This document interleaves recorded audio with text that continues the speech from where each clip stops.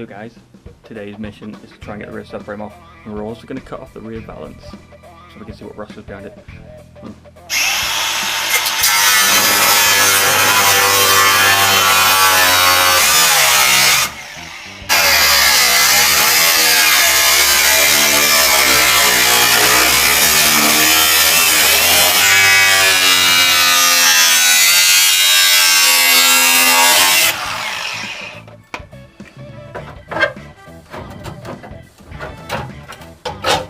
Get your foot out. So we have a seam. I can't remember what these things are called now. This can be all replaced, worst case, but you can see it's spot welded there. Give it a quick chop.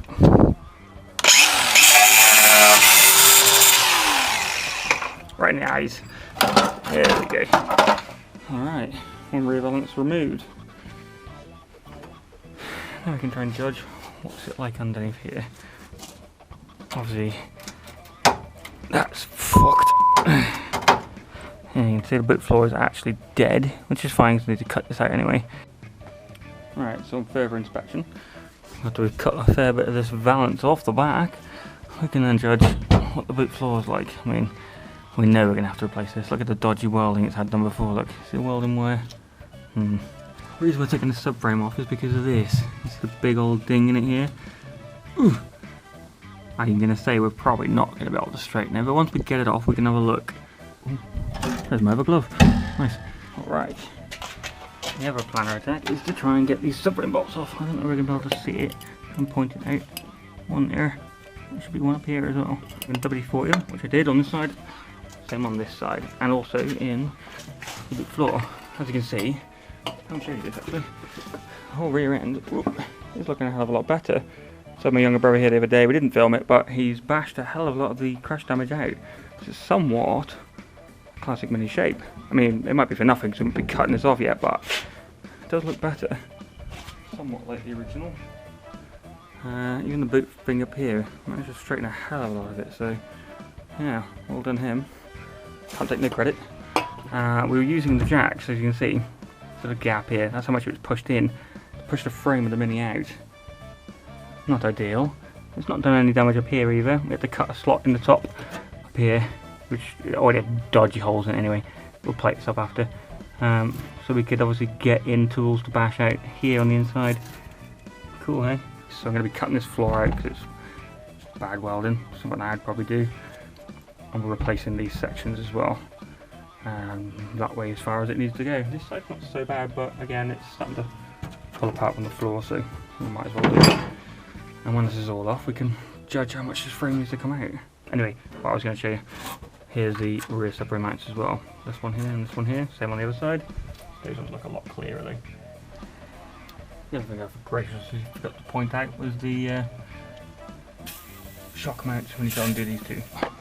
And here is what it looks like underneath the rear of the subframe. These two bolts in the boot. So you've got one here which is very corroded. Don't think we're going to do that bit, and there's another one on this side because there's two in the boot. So both sides again. WD-40 the death out of it. There's the battery. Look at the battery negative thing. Some random bolt. A few people ask what my other cars are, so I'll show you. This piece of crap. That's not actually an RX-8. And look at the rust. Yeah, not the best. And it's also got a flat tyre. Brilliant. It's kind of a drift car. Can't tell how bad the paint is, but it's awful. It does have the rear bash bar though.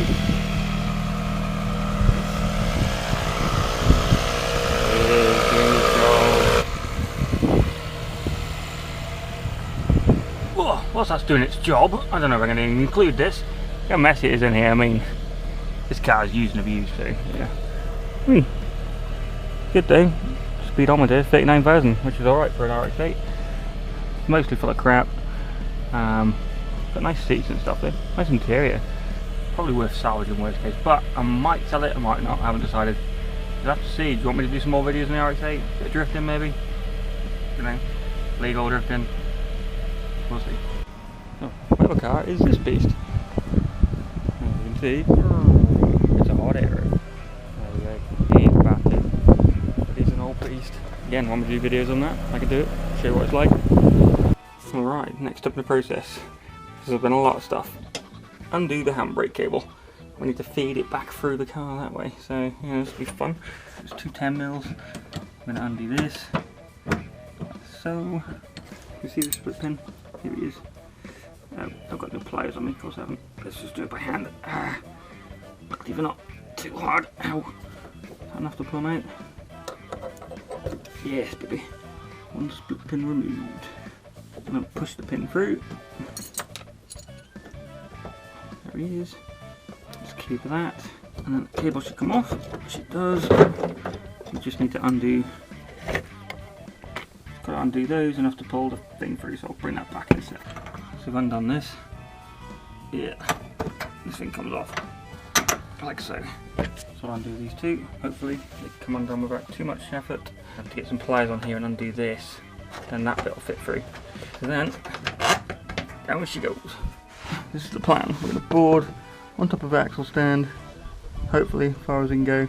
Axle stand or ramps, maybe the other way around, to support the weight of the car and the subframe come off. This should just come off. It should. Hey, and we're a win. Oh, nice. It's so simple. It's literally a wire goes straight to the handbrake side, you know, little mechanisms on that side and that side, joined together, and it just pulls that way. Literally, we're taking it out the front. That's so clever, so simple. Ah, gotta love minis. Alright, we have to do this with a terrible ratchet. Ratchet spanner, yeah, technology.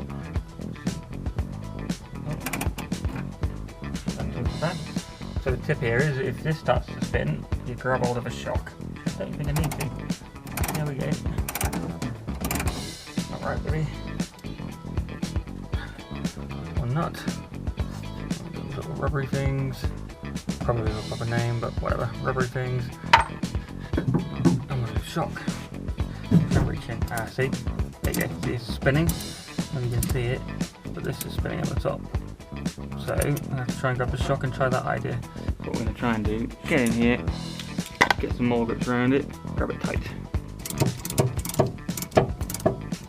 I think through the little tank hole. I can give you a bit idea there in a second. This is my view. It goes through the peephole. How cool is that?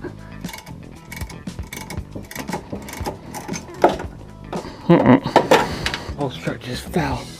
Look at that, that's not helpful, is it?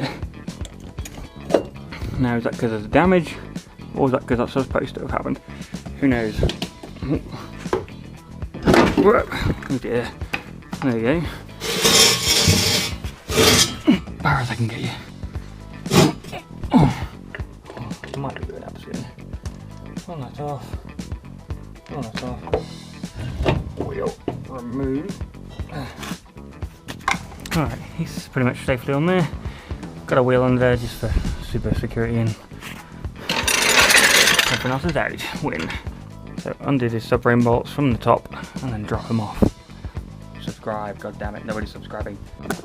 Some somewhat attempt at it. I always thought it was this, that's the arms. Let's do it.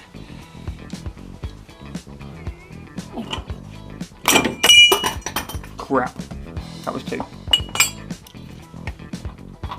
So we're going to have to drill both of them out. I mean, that was definitely going to snap no matter what. The question is that going to be able to move at all? I mean, we're not going to know until we try to drop it, but son of a bitch.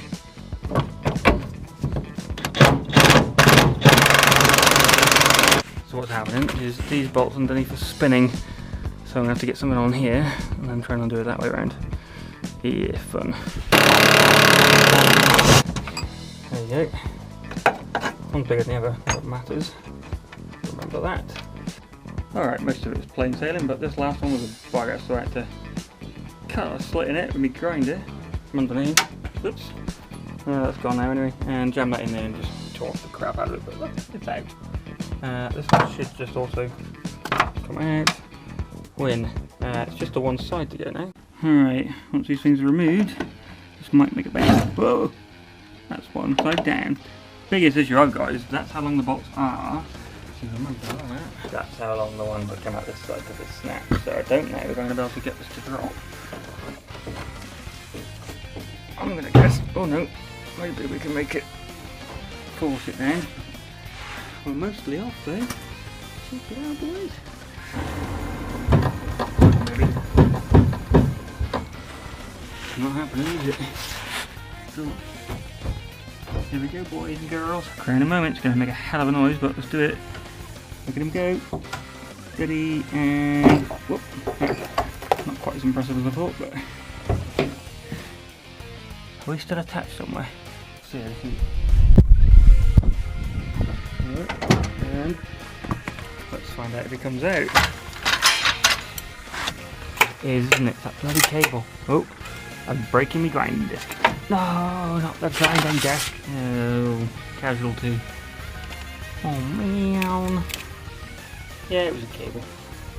Sweet, I mean the cable's still attached, so I might just literally cut it just before my camera runs out. We're going to do a professional bodge away, just cut the damn cable with a grinder. Not get my hands in the way, hopefully. Yeah, baby. That's a professional bodge away. Now, in theory, there's not a lot stopping this from coming out.